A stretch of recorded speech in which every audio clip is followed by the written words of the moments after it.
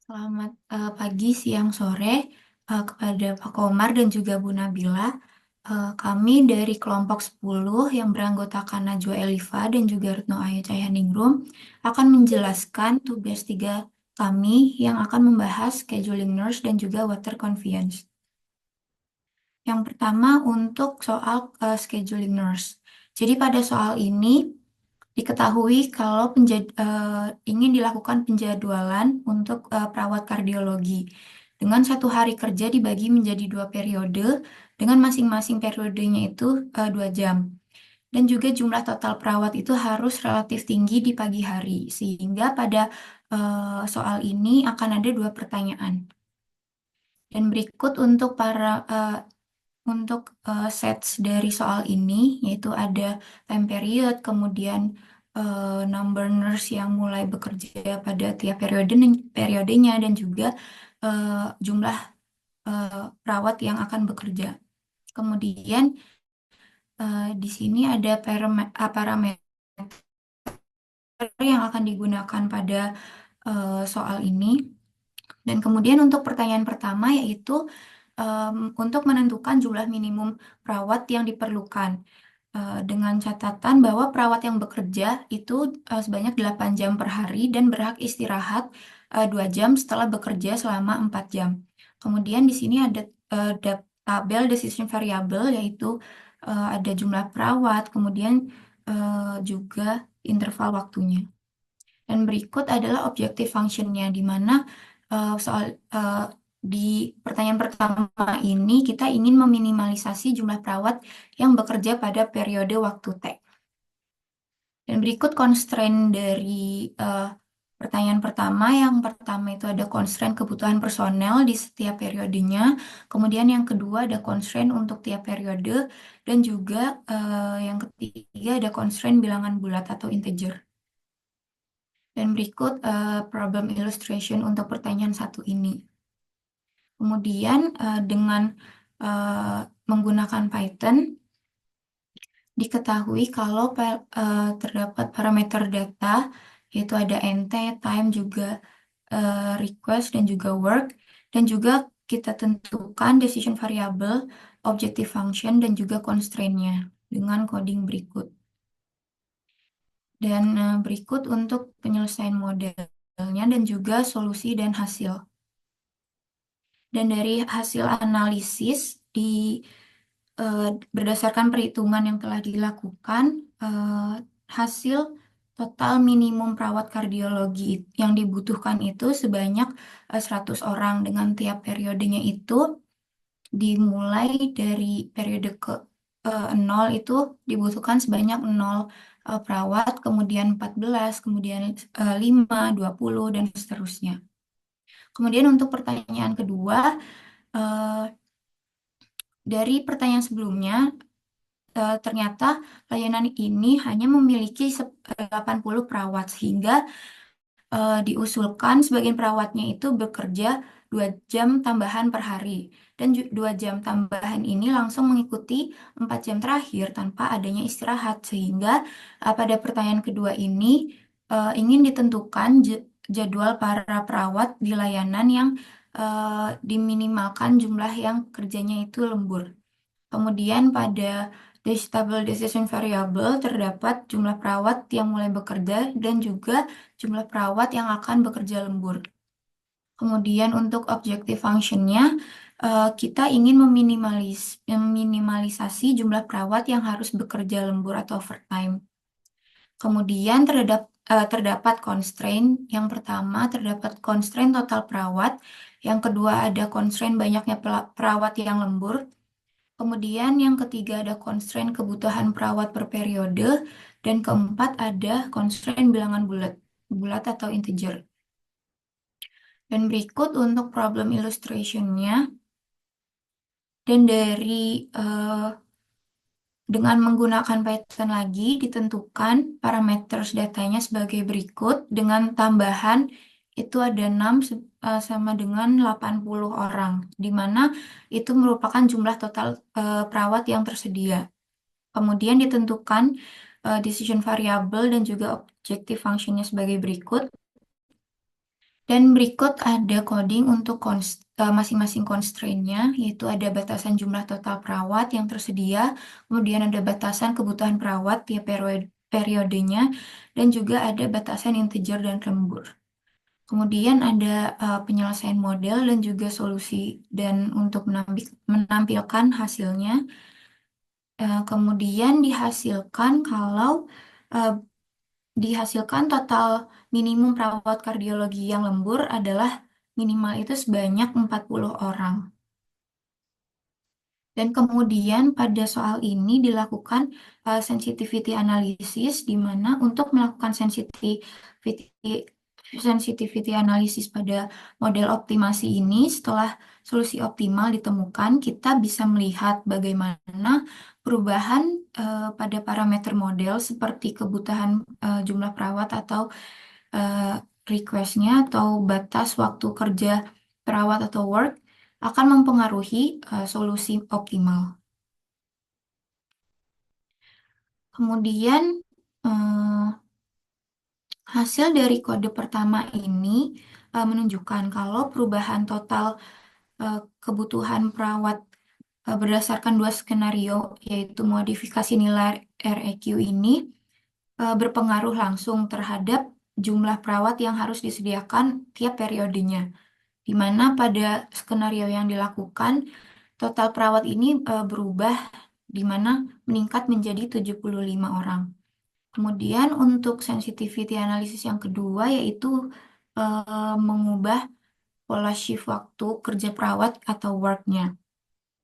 Di mana eh, hasil dari kode kedua ini menunjukkan eh, pengaruh perubahan pola shift waktu kerja atau work terhadap jumlah minimum perawat yang dibutuhkan tiap periode. Namun dari dua skenario yang dilakukan ternyata memberikan hasil yang sama sehingga adanya model modifikasi pola shift waktu kerja atau work ini tidak merubah jumlah perawat yang harus disediakan di tiap periode atau total perawat minimum yang dibutuhkan.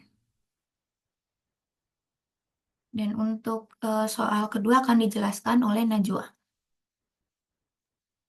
Selanjutnya saya akan menjelaskan problem nomor 2 yaitu water conveyance atau water supply management.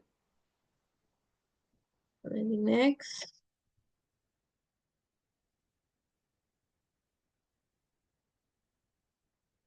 Jadi terdapat soal yang menunjukkan jaringan pengangkutan air dengan setiap node yang terdiri dari reservoir, pumping station, dan recipient cities yang dihubungkan oleh jaringan pipa. Dapat dilihat pada figur 15.1. Di sini data kapasitas pengangkutan air itu ditulis dalam 1000 meter kubik per jam. Pertanyaannya adalah menentukan jumlah maksimum aliran pada jaringan tersebut. Lalu, apakah jaringan yang disediakan ini mampu memenuhi permintaan untuk 10 tahun ke depan, yaitu 18.000, 15.000, dan 20.000 meter kubik per jam. Nah, berikut merupakan ilustrasinya. Jadi di sini kita menambahkan dua node bantuan, yaitu source, yaitu node 11 dan juga sink, node 12 sebagai titik awal dan titik akhir. Untuk parameter dan datanya, ada data kapasitas reservoir. Ini reservoir 1 sebanyak 35.000 meter kubik per jam. Kemudian reservoir 2 sebanyak 25.000. Untuk data kebutuhan recipient cities itu ada dari Gotham City 18.000, Metropolis 15.000, dan juga Spiderfield 20.000. Lalu ada data kapasitas pipa masing-masingnya dari satu titik ke titik yang lainnya, seperti yang dapat dilihat pada layar. Untuk asumsinya digunakan node bantuan yaitu source dan sink sebagai titik awal dan titik akhir. Kemudian decision variabelnya adalah kapasitas pengangkutan air untuk setiap pipa, di mana objective functionnya untuk memaksimalkan total aliran air yang masuk ke dalam recipient cities dan juga constraint terdapat constraint kapasitas permintaan serta constraint input harus sama dengan output untuk setiap pipa.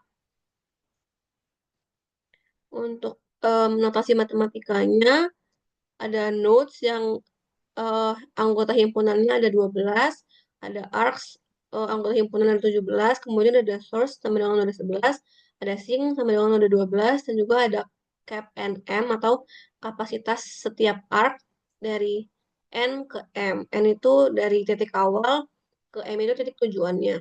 Untuk decision variabelnya itu ada flow and M, yaitu dari N ke M. Untuk objective functionnya adalah untuk memaksimalkan total flow, di mana total flow merupakan perjumlahan dari aliran air yang masuk ke sink.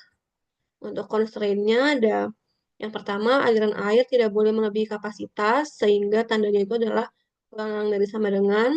Kemudian ada aliran input harus sama dengan aliran output, karena kan terdapat pumping station. Nah, aliran air yang masuk ke dalam pumping station dan yang keluar dari pumping station ini harus sama. Lalu ada constraint ketiga, yaitu constraint non-negatif. Nah, untuk menyelesaikan permasalahan ini, kita menggunakan Pulp library pada Python untuk yang merupakan library untuk pemodelan linear programming. Setelah kita menginstal dan mengimpor, kita mendefinisikan parameter source dan args. Source-nya itu ada dari source, kemudian sampai ke sink, kemudian args-nya itu ada kapasitas dari titik N ke titik M untuk setiap jaringan yang ada. Selanjutnya membuat model linear programming, yaitu di sini objektifnya adalah untuk memaksimalkan. Lalu mendefinisikan decision variabelnya, yaitu flow dari I ke J itu N, J itu di soal sama dengan M. Lalu kita mendefinisikan objective functionnya yang merupakan pertambahan dari flow yang masuk ke dalam sink. Kemudian mendefinisikan constraint. Constraint pertama adalah flow harus tidak boleh melebihi kapasitas dari source. Kemudian constraint kedua adalah flow ini tidak boleh melebihi demand untuk sink. Lalu constraint ketiga adalah um, water yang masuk ke dalam pumping station harus sama dengan water yang keluar dari pumping station. Kecuali untuk node source dan juga sink. Untuk hasilnya adalah sebagai berikut.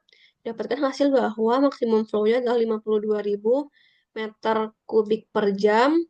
Lalu didapatkan juga hasil untuk setiap arc dari titik N ke M seperti yang tertera pada layar.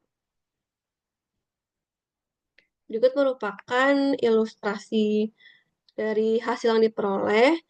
Nah, terdapat pertanyaan untuk memastikan apakah jaringan ini dapat memenuhi permintaan 10 tahun ke depan. Nah, di sini dapat dilihat bahwa jaringan tidak mampu memenuhi permintaan Gotham City karena dibutuhkan adalah 18.000, sedangkan yang bisa dipenuhi hanya sebanyak 17.000 air meter kubik per jam air.